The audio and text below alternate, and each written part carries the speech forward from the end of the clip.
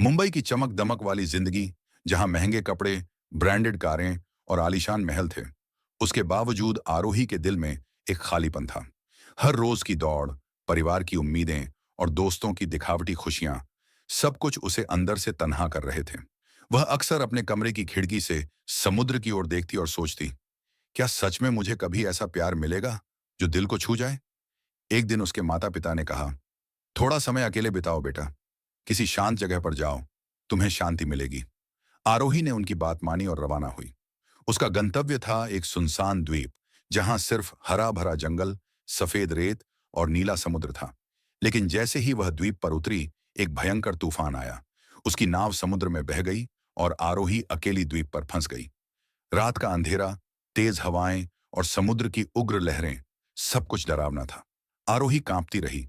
उसके होंठ खुद ब खुद कह रहे थे, किसी मदद, कोई। तभी राघव दिखाई दिया। उसका चेहरा कठोर तो था, लेकिन आंखों में करुणा झलक रही थी। उसने तुरंत आरोही को उठाया और अपने झोपड़े तक पहुंचाया। डरो मत, तुम सुरक्षित हो, मैं हूं ना। आरोही की धड़कन तेज हो गई। वह पहली बार किसी पर बिना शर्त भरोसा कर पा रही थी। द्वीप पर दिन बीतते गए। राघव हर रोज आरोही के लिए कुछ न कुछ करता। खाना, पानी, जंगल में सुरक्षित रास्ता, हर मदद में प्यार झलकता। एक दिन सूरज धीरे धीरे ढल रहा था।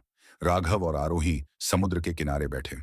राघव ने उसकी उंगलियों को अपने हाथों में लिया और कहा, तुम जानते हो, मैं तुम्हारे लिए हर मुश्किल सह सकता हूं। तुम्हारे बिना मेरी जिंदगी अधूरी है। आरोही की आंखों में आंसू थे। उसने धीरे से कहा, मैं भी मैं भी तुम्हारे बिना नहीं रह सकती।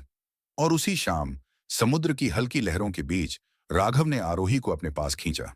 हवा में नमक की खुशबू, सूरज की हल्की सुनहरी रोशनी और उनका प्यार, सब कुछ एक सपने जैसा लग रहा था।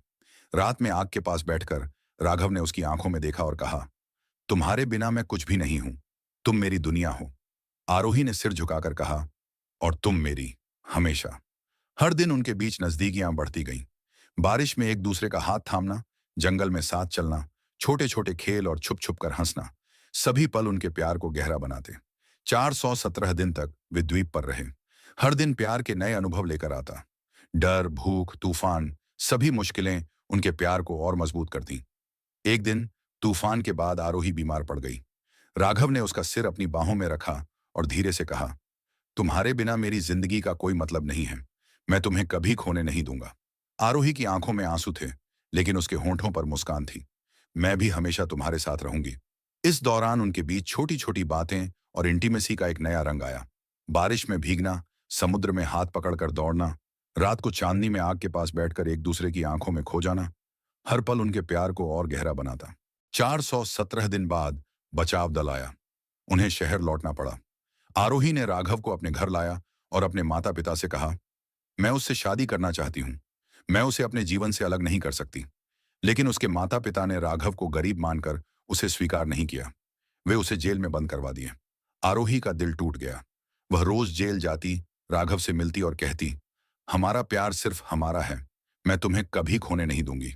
राघव ने उसकी आंखों में देखा और धीरे से कहा, तुम्हारा प्यार मुझे हर दर्द सहने की ताकत देता है। आरोही ने अपनी जिद से साबित कर दिया कि प्यार सिर्फ दिल से निभाया जाता है। पैसा और दर्जा उससे बड़ा नहीं होता। शादी और प्यार की जीत अंततः राघव और आरोही की शादी हो गई। शादी के दिन आरोही ने सफेद लहंगा पहना और राघव ने उसे अपनी बाहों में लिया। दोनों की आंखों में आंसू और चेहरे पर मुस्कान थी।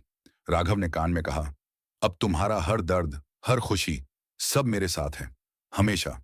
आरोही ने मुस्कुराते हुए कहा, हमेशा, चाहे दुनिया कुछ भी कहे। उनका प्यार अब केवल रोमांस नहीं था। यह संघर्ष, विश्वास और गहरी आत्मीयता का प्रतीक बन गया।